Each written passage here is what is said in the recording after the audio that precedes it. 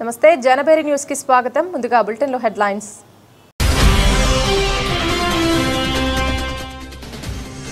అభ్యంతరాలు లేని భూములను రెగ్యులరైజ్ చేయండి. రెండో రోజు కలెక్టర్ల కాన్ఫరెన్స్ లో ముఖ్యమంత్రి చంద్రబాబు.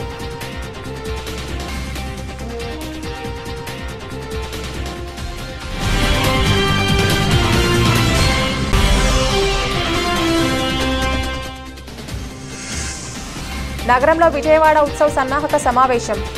ఉత్సవాలను దిగ్విజయం చేయడంపై ప్రజాప్రతినిధుల చర్చలు.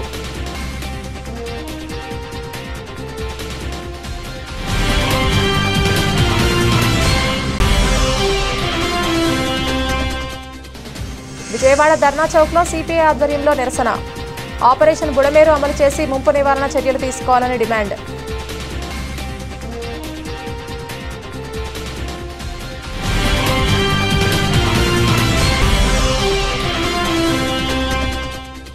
టీడీపీ నేతల ఆరోపణలపై వైఎస్ఆర్సీపీ నేత మాజీ మంత్రి పేర్ని స్ట్రాంగ్ కౌంటర్. తనపై చేసిన ఆరోపణలపై విచారణ చేయించాలంటూ మంత్రి కొల్లు రవీంద్రకు పేర్ని నాని సవాల్.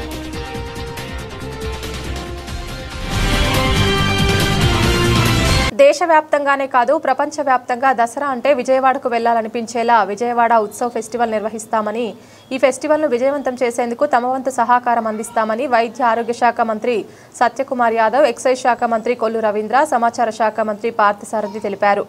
సొసైటీ ఫర్ వైబ్రాంట్ విజయవాడ సంస్థ ఆధ్వర్యంలో నగరంలోని ఫార్చ్యూన్ మురళి హోటల్లో మంగళవారం విజయవాడ ఉత్సవ్ సన్నాహక సమావేశం జరిగింది. ఈ సమావేశానికి ముఖ్య అతిథులుగా మంత్రులతో పాటు పొలిట్ బ్యూరో సభ్యులు వర్ల రామయ్య పాల్గొనగా స్వచ్ఛంద్ర కార్పొరేషన్ చైర్మన్ కొమ్మారెడ్డి పట్టాభిరామ్ సభాధ్యక్షత వహించారు. విజయవాడ ఉత్సవ్ను విజయవంతం చేసేందుకు ప్రజాప్రతినిధులు, నగర ప్రముఖులు చర్చించారు. అలాగే సలహాలు, సూచనలు కూడా అందించారు.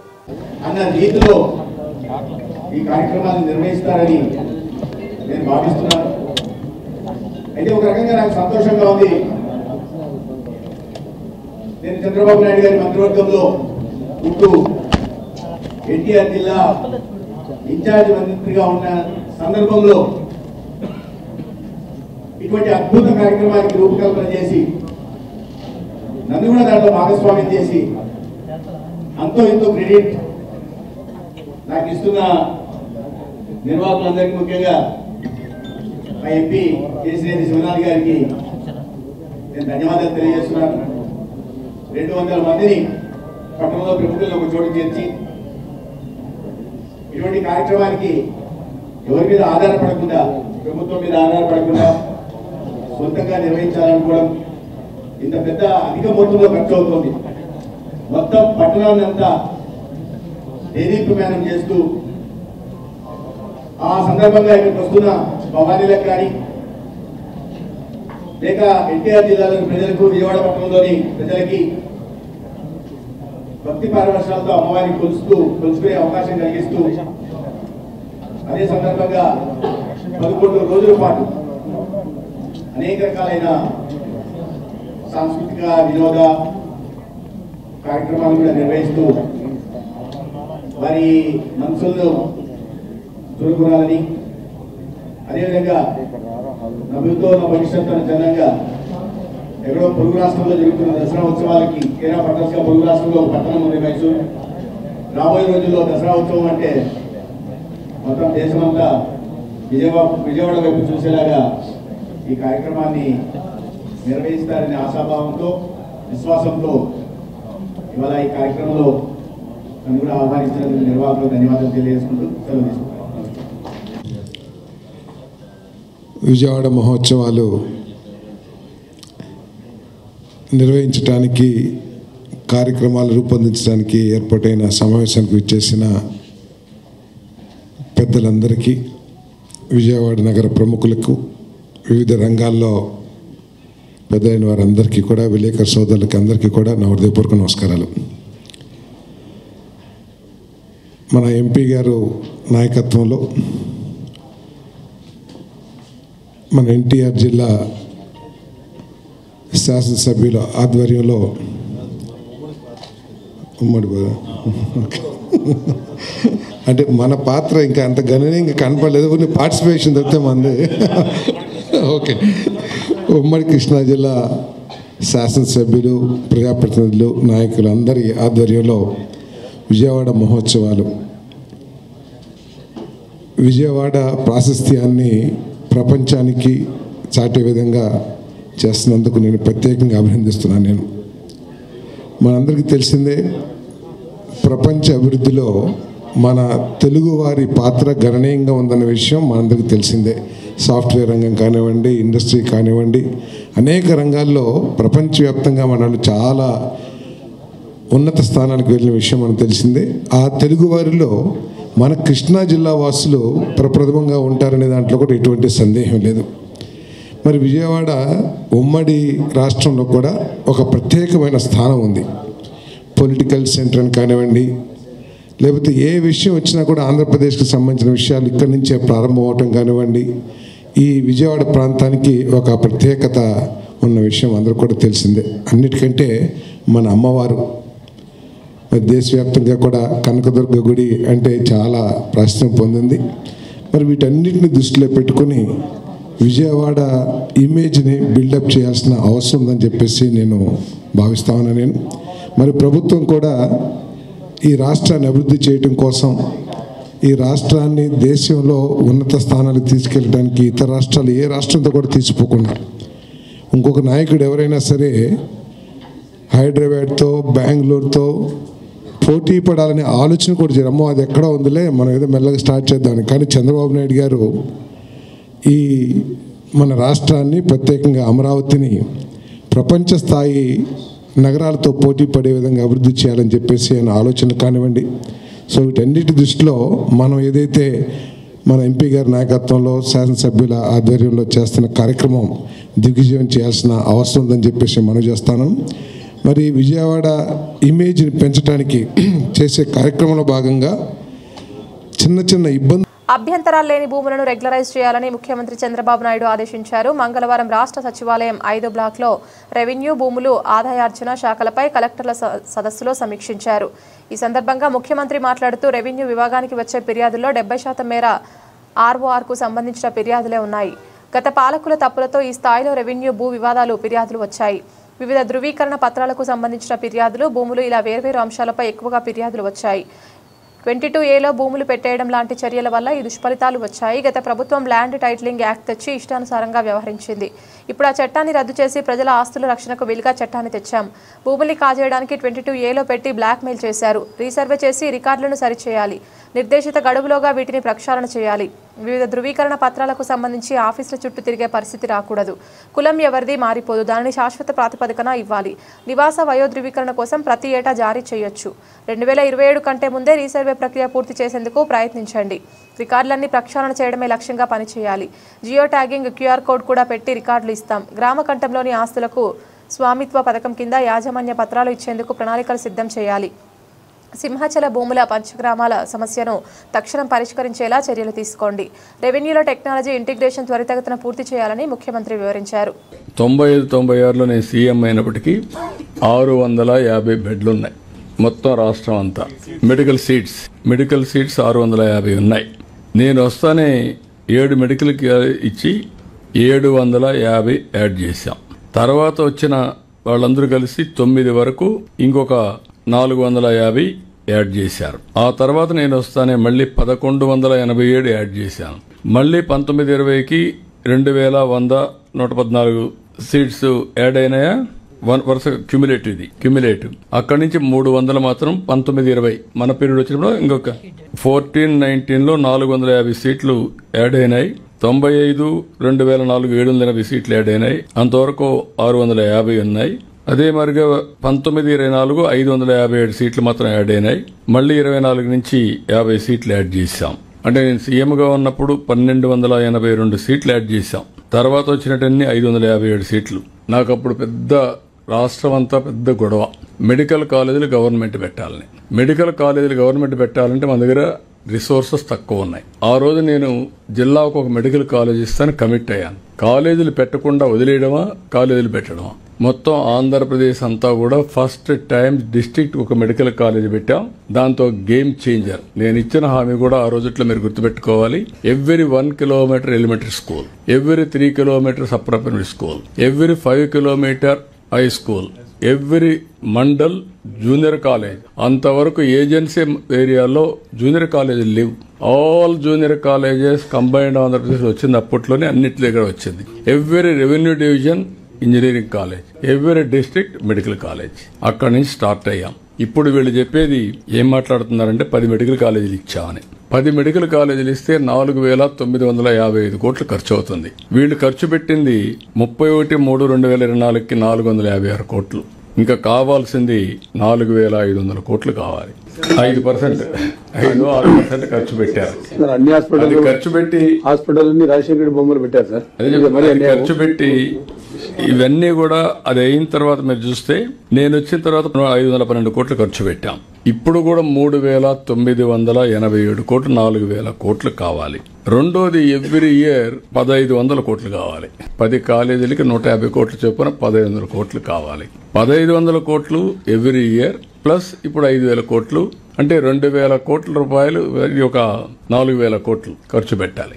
ఇవన్నీ ఖర్చు పెట్టిన తర్వాత వాట్ ఈస్ ది బెనిఫిట్ అని మీరు చూస్తే governor quota 50%, management quota 30%, 15% NRI quota, అది సెల్ఫ్ ఫైనాన్సింగ్ స్కీమ్. ఇప్పుడు కూడా ఇక్కడికి వచ్చినప్పుడు 50% convener quota, 15% government of India quota, 50% తగ్గలేదు. That is free.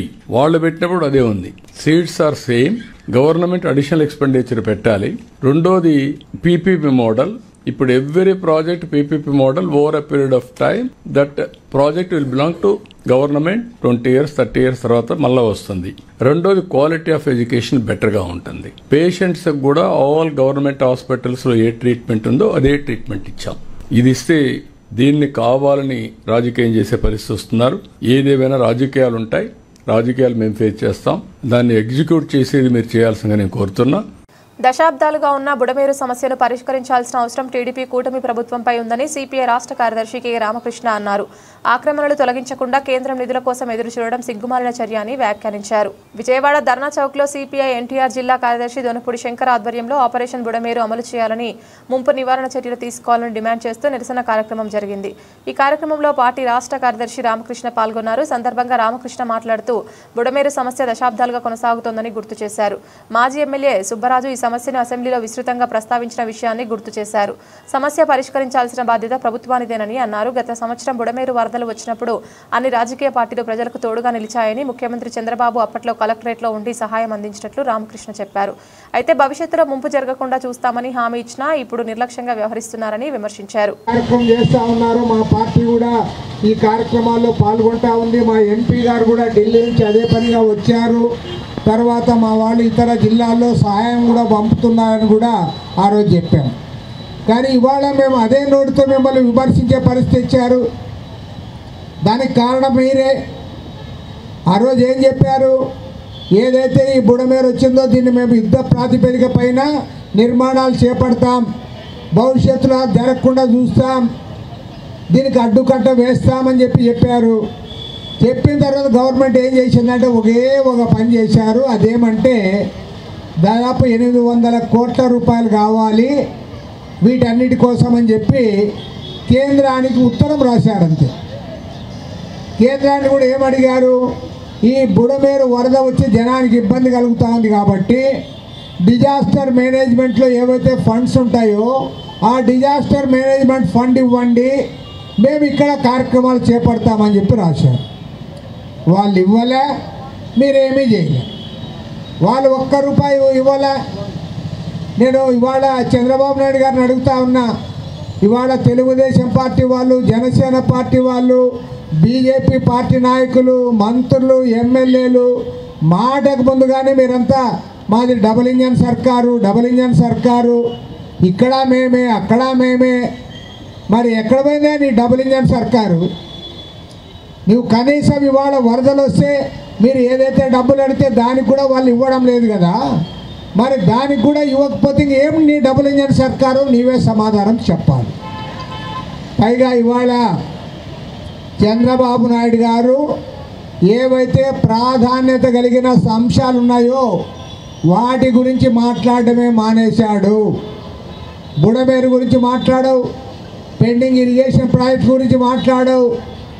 ఏం మాట్లాడుతూ ఉన్నావు? మాట ఎత్తితే పోలవరం బనగచెర్ల అని చెప్పి ఒక మ్యాప్ పెట్టుకొని అది అందరికీ చూపిస్తూ ఉన్నాడు ఆయన.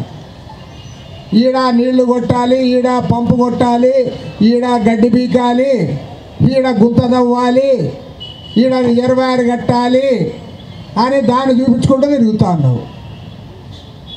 మేమేమంటున్నాం, మునిగిపోయింది చూడవయ్యా అంటున్నాం. మునిగిపోయింది చూడవయ్యా అంటే దీని గురించి నువ్వు మాట్లాడవు. ఈ పెండింగ్ ప్రాజెక్టులు ఉన్నాయి రాష్ట్రం అంతా కూడా. ఉత్తరాంధ్రలో పెండింగ్, విజయనగరం జిల్లాలో, శ్రీకాకుళం జిల్లాలో 30-40 ఏళ్ళైంది. ఆ ప్రాజెక్టులన్నీ కూడా అట్లే ఉన్నాయి, అతిగతి లేదు. కర్నూలు జిల్లాలో పెద్ద ఎత్తున వలసలు పోతూ ఉన్నారు. ఆ ప్రాజెక్టులు ఏం మాట్లాడు, గుండ్రేవుల ప్రాజెక్టు, వేదవతి ప్రాజెక్టు, ఏ ప్రాజెక్టుకి డబ్బులు ఇవ్వవు.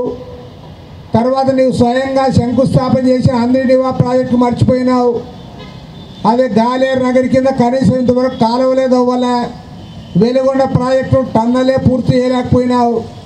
వాటి గురించి మాట్లాడవు, బుడబేరు గురించి మాట్లాడవు. మాట్లాడకుండా పోలవరం బనగచెర్ల అంటావు. అదే పోలవరం ప్రాజెక్టులు ఎత్తు తగ్గించారు, దాని గురించి కూడా నువ్వు మాట్లాడవు. ఇంకోటి చెప్పాలా, ముఖ్యంగా మన విజయవాడ నగరవాసులకి, మనం పోయినసారి వరదలు వస్తేనే మొత్తం అల్లాడిపోయినాం అట్లే. కానీ ఇవాళ పోలవరం నిర్వాసితులు ఎవరైతే ఉన్నారో వాళ్ళందరూ కూడా ప్రతి సంవత్సరం కూడా, కాబట్టి బాగా వినండి, ప్రతి సంవత్సరము పోలవరానికి ఎవరైతే భూములు ఇచ్చారో వాళ్ళందరూ కూడా మునిగిపోతూ ఉన్నారు.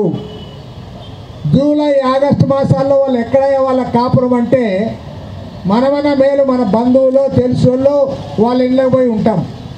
వాళ్ళు ఎక్కడ తెలుసా, గుట్టల్లో ఉంటారు. గుట్టల్లో నీళ్ళు ఉంటాయి, నీళ్ళ పైన గుట్టల్లో పోయి చిన్న ఇట్లా కప్పుకొని ఆడే ఉంటా ఉన్నారు. మరి వాళ్ళు ఆ తిండి ఏమయ్యా వాళ్ళకని అడిగితే పడవల్లో వస్తుంది. పడవల్లో వచ్చి పొట్లాలు ఇస్తారు, పడవల్లో వచ్చి తాగే నీళ్ళు ఇస్తే ఆడే నీళ్లు తాగి ఆడే భోంచేసి ఆ గుట్టల మీద ఉంటున్నారు. ఒకసారి అంటే ఒకసారి కాదు, ప్రతి సంవత్సరము ఆగస్టు సెప్టెంబర్ నెలల్లో వాళ్ళు కొండల మీద గుట్టల మీద నివాసం ఉంటా ఉన్నారు. నువ్వు వాళ్ళ గురించి మాట్లాడవు, వాళ్ళ సమస్య పరిష్కారం చేయవు. మొన్ననే సిపిఎం ప్రధాన కార్యదర్శి ఎంఏ బేబీ గారు వాళ్ళ ఎంపీ గారు కూడా వచ్చి మళ్ళీ ఒకసారి వాళ్ళని చూసిపోయారు. వాళ్ళు కూడా విజయవాడ ఉత్సవ్పై వైసీపీ ఆరోపణలపై టీడీపీ సీనియర్ నేత బుద్ధ వెంకన్న తీవ్రంగా స్పందించారు. వైసీపీ నేతలు చేస్తున్న ఆరోపణలు పూర్తిగా అవాస్తవమని స్పష్టం చేశారు. కేవలం విజయవాడ ఉత్సవ్ నిర్వహణను అడ్డుకోవడానికే దేవినేని అవినాష్, వెల్లంపల్లి శ్రీనివాస్, పేర్ని నాని వంటి నేతలు విమర్శలు చేస్తున్నారని ఆయన మండిపడ్డారు. ఉత్సవాలు ముగిసిన వెంటనే సంబంధిత భూములను దేవాదాయ శాఖకు తిరిగి అప్పగిస్తామని స్పష్టం చేశారు. ఆర్టీటీ స్వచ్ఛంద సంస్థకు నిధులు రాకుండా చేస్తున్న కేంద్ర ప్రభుత్వ వైఖరిని తప్పుపడుతూ రాష్ట్ర ముఖ్యమంత్రి చంద్రబాబు నాయుడు కేంద్రంతో మాట్లాడి తక్షణమే ఆ సమస్యను పరిష్కరించాలని సిపిఐ రాష్ట్ర కార్యదర్శి కె రామకృష్ణ కోరారు. ఈ మేరకు రామకృష్ణ నేడు ఒక ప్రకటన విడుదల చేశారు. అనంతపురం జిల్లాలో దశాబ్దాలుగా ప్రజలకు సేవలందిస్తున్న రూరల్ డెవలప్మెంట్ ట్రస్ట్ స్వచ్ఛంద సేవా సంస్థకు నిధులు రాకుండా అనేక ఇబ్బందులు పెడుతున్న కేంద్ర ప్రభుత్వ వైఖరిని తీవ్రంగా ఖండిస్తున్నామన్నారు. పేదలకు ఇల్లు, ఉపాధి, విద్యను అందించడంలో ఆర్టీటీ కీలక పాత్ర పోషించిందన్నారు. అనంతపురం జిల్లాలో దశాబ్దాలుగా ప్రజలకు సేవలు అందిస్తున్న ఆర్టీటీ స్వచ్ఛంద సేవా సంస్థకు నిధులు రాకుండా అనేక ఇబ్బందులు పెడుతున్న కేంద్ర ప్రభుత్వ వైఖరిని తీవ్రంగా ఖండిస్తారు. ఎందుకంటే ఇవాళ కేంద్రంలో అధికారంలో నరేంద్ర మోడీ ప్రభుత్వం ప్రతి విషయాన్ని మత దృష్టితో చూస్తూ ఉన్నారు తప్ప వాస్తవ దృష్టితో చూడడం లేదు. ఎందుకంటే గత అనేక దశాబ్దాలుగా వారు అనంతపురం జిల్లాలో పనిచేయడమే కాకుండా రాష్ట్రంలో, దేశంలో ఎక్కడ ఏ విపత్తు సంభవించినా సరే కార్యకర్తలతో సహా తరలి వెళ్ళి వారికి అనేక రకాల సేవలు అందించారు. సేవలు అందించడమే కాకుండా ఇవాళ అనంతపురం జిల్లాలో ఉన్న పేద వర్గాల్లో ఎంతో సంతోషం నిండి ఉందంటే వాళ్ళకి ఇల్లు కల్పించడంలో, ఉపాధి కల్పించడంలో, అదేవిధంగా వారికి విద్యను అందించడంలో కూడా ఆర్టీటీ కీలక పాత్ర పోషించింది. అలాంటి ఆర్టీటీ స్వచ్ఛంద సేవా సంస్థకు నిధులు ఆపు చేస్తే ఇవాళ మన రాష్ట్ర ముఖ్యమంత్రి చంద్రబాబు నాయుడు తెలియకపోతే ఏమన్నా అనుకోవచ్చు, ఆయనకు అన్ని విషయాలు తెలుసు. పైగా వారి దగ్గర సమాచారం ఉంది. వారు స్వచ్ఛంద సేవా సంస్థగా పనిచేశారు తప్ప ఈనాడు కూడా మత మార్పిడులకు పూనుకోరు. అలాంటి సంస్థకు వారు నిధులు బంద్ చేస్తే ఏమాత్రం కూడా అడ్డుకట్ట వేయలేకపోతే దాన్ని సరిదిద్దలేకపోతే ఈ రాష్ట్ర ప్రభుత్వం ఇది తెలుగుదేశం ప్రభుత్వమా లేకపోతే బీజేపీ ప్రభుత్వమా అని నేను అడుగుతాను. కాబట్టి అంటే గతంలో మేము ముఖ్యమంత్రి గారు రిప్రజెంట్ చేశాం, పార్లమెంటరీ పార్టీ నాయకులు కృష్ణదేవరాయలు గారికి కూడా రిప్రజెంట్ చేయడం జరిగింది. వారు కూడా కేంద్రంతో మాట్లాడిన తర్వాత కూడా ఫలితం లేకుండా పోతా ఉంది. నిన్న వేలాది మంది అనంతపురం కలెక్టరేట్ దగ్గర పెద్ద ఎత్తున ధర్నా కార్యక్రమాన్ని నిర్వహించారు. ఇప్పటికైనా సరే ముఖ్యమంత్రి గారు స్పందించి వారికి ఉన్న అడ్డంకులు తొలగించకపోతే ఖచ్చితంగా నేను చెప్పగలను, ఇది కూటమి ప్రభుత్వం కాదు, చంద్రబాబు నాయుడు గారి ప్రభుత్వం కాదు, మోడీ కనుసన్నలు అమిత్ షా ఆదేశాలతో పనిచేస్తున్న ప్రభుత్వం అని చెప్పగా తప్పాలి. కాబట్టి ముఖ్యమంత్రి గారికి అన్ని విషయాలు తెలుసు కాబట్టి, ఈవెన్ నారా లోకేష్ గారికి కూడా ఆర్డిటీ గురించి తెలుసు కాబట్టి వారు స్పందించాలని చెప్పి న్యాయం చేయాలని చెప్పి కోరుతారు. విజయవాడ నగరం కళలు, సాంస్కృతిక, రాజకీయ పత్రికల రాజధాని. విజయవాడ నగరం ప్రాముఖ్యతను చిన్నపిల్లల నుంచి పెద్దల వరకు తెలిసేలా విజయవాడ ఉత్సవం నిర్వహిస్తున్నామని విజయవాడ ఎంపీ కేశినేని శివనాథ్ అన్నారు. దసరా ఉత్సవాలకు, దుర్గమ్మ దర్శనానికి వచ్చే భక్తులకు వినోద, ఆధ్యాత్మిక కార్యక్రమాలు అందించేలా విజయవాడ ఉత్సవాలు నిర్వహిస్తున్నామని చెప్పారు. దసరా ఉత్సవాలు ఉన్నన్ని రోజులు విజయవాడ నగరం విద్యుత్ దీపకాంతులతో కలకలలాడేలా అలంకరిస్తామని చెప్పారు. దసరా ఉత్సవాలు, విజయవాడ ఉత్సవం గురించి ప్రజలకు తెలిపేలా పెద్ద దసరా కార్నివాల్ నగరంలో నిర్వహిస్తున్నామని చెప్పారు. విజయవాడలోని ఓ హోటల్లో విజయవాడ ఉత్సవాల నిర్వహణపై నిర్వహించిన సమావేశం అనంతరం విజయవాడ ఎంపీ కేశినేని శివనాథ్ మీడియా సమావేశం నిర్వహించారు. సమావేశంలో ఆయన మాట్లాడుతూ విజయవాడ ఇంద్రకీలాద్రికి దేశ విదేశాల నుంచి కూడా వస్తున్నారని, దసరా ఉత్సవాల్లోనే కాకుండా సాధారణ రోజుల్లో లక్షలాది మంది వస్తున్నారని చెప్పారు. అమ్మవారి భక్తులకు విజయవాడ నగరం ప్రాముఖ్యత చిన్నపిల్లల నుంచి పెద్దల వరకు తెలిసేలా వినోద, ఆధ్యాత్మిక కార్యక్రమాలతో విజయవాడ ఉత్సవం నిర్వహిస్తున్నట్లు తెలిపారు. విజయవాడ ఎగ్జిబిషన్ 12 సంవత్సరాల నుంచి నిర్వహించడం లేదని, ఎగ్జిబిషన్ పెట్టాలని చాలా మంది వ్యాపారులు కోరారన్నారు. గొల్లపూడిలో ఎగ్జిబిషన్, తుమ్మలపల్లి కళాక్షేత్రం, పున్నమి ఘాట్, సంగీత కళాశాలలో సాంస్కృతిక, ఆధ్యాత్మిక కార్యక్రమాలు నిర్వహిస్తున్నట్లు చెప్పారు. అమ్మవారి దేవాలయ అధికారులతో మాట్లాడి కార్యక్రమాలు రూపొందిస్తున్నామన్నారు. దీనికి సుమారు 29 కోట్ల పైన ఖర్చు అయ్యేటట్టుంది. అతి చిన్న అమౌంట్ చిన్న సంస్థలు ఏదైతే ఉన్నాయో ప్రభుత్వం దగ్గర తీసుకుంటున్నాం. ఆంధ్రప్రదేశ్ ప్రభుత్వం, AP tourism, Vijayawada vibrant society వారి ఆధ్వర్యంలో ఈ ఉత్సవం జరగబోతుంది. ముఖ్యంగా మేము ఇవాళ సమయభారం చాలా తక్కువ సమయం అయింది. ఆ సమయభారంలో గెస్టులను ఇన్వైట్ చేయడానికి వెళ్తున్నాం. కమిటీ చేస్తున్నాం. ఎమ్మెల్యేలతో, ఎంపీలతో, రాజకీయ నాయకులే కాకుండా విజయవాడ ప్రముఖులతో, విజయవాడ అవేర్నెస్ తీసుకొచ్చిన పెద్ద వ్యక్తులందరితో కూడా ఒక కమిటీ వేస్తున్నాం, ఇన్విటేషన్ కమిటీ. ఆ ఇన్విటేషన్ కమిటీ ద్వారా మేము వైస్ ప్రెసిడెంట్ గారిని పిలవాలని గౌరవ నారా లోకేష్ గారు చెప్పారు. మేము ట్రై చేస్తున్నాం, ఆయన టైం దొరుకుతుందేమని. ఇంకా గెస్ట్ లిస్టు మీకు ఒక 3-4 రోజుల్లో అందించడం జరుగుతుంది. సినీ రంగ ప్రముఖులు ఒకళ్ళు రోజు ఉండే విధంగా కూడా ట్రై చేస్తాం.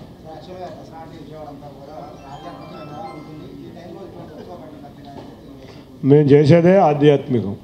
యొక్క ఎగ్జిబిషన్ గ్రౌండ్ కనకదుర్గ అమ్మవారికి దూరంగా ఎగ్జిబిషన్ గ్రౌండ్ విజయవాడ ఉత్సవంలో భాగం. అది 45 రోజులు జరగబోతుంది. విజయవాడ ఉత్సవం 11 రోజులు జరుగుతుంది. 11 రోజులు 3 ఈవెంట్లు జరుగుతుంది. ఈ 3 ఈవెంట్లు కూడా అమ్మవారి ఆధ్యాత్మికంగా, కళాకారుల్ని గౌరవించుకునే విధంగా, కళలను పోషించే విధంగా మనం చూస్తున్నాం. కేరళలో కానీ, కర్ణాటకలో కానీ, తమిళనాడులో కానీ కళలను ఏ విధంగా ఆదరించేవాడుతున్నారు. ఎక్కడికక్కడ ఏదైనా ఈవెంట్ జరిగితే కళాకారులతో పెట్టిస్తారు. మనం అది మిస్ అయిపోతున్నాం. ఎందుకో విజయవాడ ఆ కళలకి ఎంతో ఇంపార్టెన్స్ ఉండేది, ఆ ఇంపార్టెన్స్ మిస్ అవుతుంది. కళలని గౌరవించటం, కళాకారులను గౌరవించటం, అమ్మవారిని ఆధ్యాత్మిక సమయంలో ఆ దసరా టైంలో గౌరవించి నిర్వీర్యంగా ఉన్న కళలకి మళ్ళీ ఒక ఉత్తేజం నింపడమే కాకుండా ఎంతోమంది పేద కళాకారులు ఉన్నారు, వాళ్ళకి జీవనోపాధి కూడా బ్రహ్మాండంగా వస్తుంది దీనివల్ల. తప్పకుండా రేపు ఎవరు పెట్టినా ఈ కళాకారులు అవైలబిలిటీ ఉన్నారు, ఉత్సవాల్లో ఇంతమంది ఉన్నారని ఆలోచిస్తున్నాం. అన్నిటికన్నా ముఖ్యంగా ప్రతిరోజు ఈ అన్ని కళాకారులది లోకల్ టాలెంట్, ఆంధ్రప్రదేశ్లో ఉన్న ఎవరిదైనా లోకల్ టాలెంట్కి 2 గంటల సమయం ఇస్తున్నాం. 2 గంటల్లో లోకల్ వాళ్ళందరూ వాడుకునే విధంగా తర్వాత కళాకారుల ప్రదర్శనలు ఉంటాయి. టీడీపీ నేతల ఆరోపణలపై వైఎస్ఆర్సీపీ నేత, మాజీ మంత్రి పేర్ని స్ట్రాంగ్ కౌంటర్ ఇచ్చారు. ఆధారాలతో సహా టీడీపీ నేతల భాగోతాన్ని ఎండగట్టారు. తనపై చేసిన ఆరోపణలపై విచారణ చేయించాలంటూ మంత్రి కొల్లు రవీంద్రకు పేర్ని నాని సవాల్ విసిరారు. సిట్టింగ్ జడ్జి లేదా సిఐడితో విచారణ చేయించగలరా అంటూ ప్రశ్నించారు. 2024 ఎన్నికల అఫిడవిట్లో మీ ఆస్తుల విలువ 2 కోట్లు, కొల్లు రవీంద్ర ₹1 కోటి చందా ఇచ్చారని చంద్రబాబు చెప్పారు. ఎన్నికల అఫిడవిట్ లెక్కల ప్రకారం ₹1 కోటి చందా ఇచ్చే స్తోమత ఉందా మీకు? వారం వారం హైదరాబాద్ ఎందుకు వెళ్తున్నారో మాకు తెలియదా? వీకెండ్కు హైదరాబాద్, 2 నెలలకోసారి దుబాయ్ ఎందుకు వెళ్తున్నారో చెప్పమంటారా? దుబాయ్కి వెళ్లిన పాస్పోర్ట్, వీసా చూపించే దమ్ముందా? పేర్ని నాని నిలదీశారు. ఇప్పుడు డాక్యుమెంట్లు చూపించారు, పేరు నాని భార్య, పేరు నాని మామ, దేవుడు దాచి దొబ్బేశాడని. అది ఎప్పుడు? 2022 సంవత్సరంలో నా భార్య, మిస్సెస్ భార్య, మా మామగారు చెరొక 500 గజాలు తీసుకున్నారు. వాళ్ళు చెప్పింది వాస్తవం కూడా. చెరొక 500 గజాలు తీసుకున్నారు, దొబ్బేశారంటున్నారు. 2006 ఆక్షను, 2011లో సేల్ కన్ఫర్మేషను, 2011లో రిజిస్ట్రేషన్ అయింది, 2022లో 1000 గజాలు మేము కొనుక్కున్నామంట. అంటే 1000 గజాలు కొనుక్కోవడం కూడా దొబ్బేసాడంటే అనమాట. సేల్ యాక్షన్ ఎప్పుడు అంటే, నేను 2006లో ఉన్నప్పుడు మొదటిసారి ఎమ్మెల్యేని, సేల్ కన్ఫర్మేషన్ 2 సారి ఎమ్మెల్యే అయినప్పుడు, 3ఓసారి ఎమ్మెల్యే అయినప్పుడు నేను కొనుక్కున్నానంటారు. అంటే నిజంగా నేనే దేవుడు ఆస్తి దొబ్బేసి ఉంటే తెల్లారేపుడి కన్ఫర్మేషన్ వచ్చి రిజిస్ట్రేషన్ చేసేసుకున్నా. బులెటిన్ ముగించే ముందు హెడ్లైన్స్ మరొకసారి. అభ్యంతరాలు లేని భూములను రెగ్యులరైజ్ చేయండి. 2వ రోజు కలెక్టర్ల కాన్ఫరెన్స్లో ముఖ్యమంత్రి చంద్రబాబు.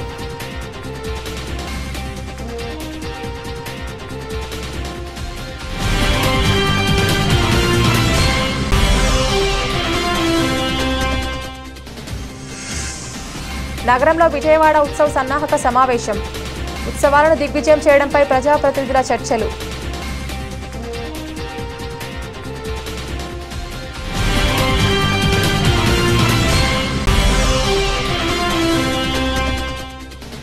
విజయవాడ ధర్నా చౌక్లో సిపిఐ ఆధ్వర్యంలో నిరసన. ఆపరేషన్ బుడమేరు అమలు చేసి ముంపు నివారణ చర్యలు తీసుకోవాలని డిమాండ్.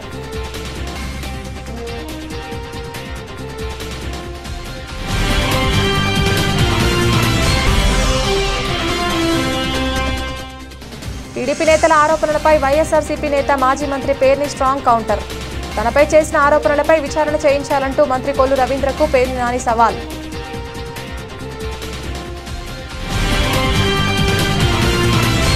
ఇది ఇవాల్టి బులెటిన్. తిరిగి మరొక బులెటిన్లో మళ్ళీ కలుద్దాం. అంతవరకు సెలవు. నమస్కారం.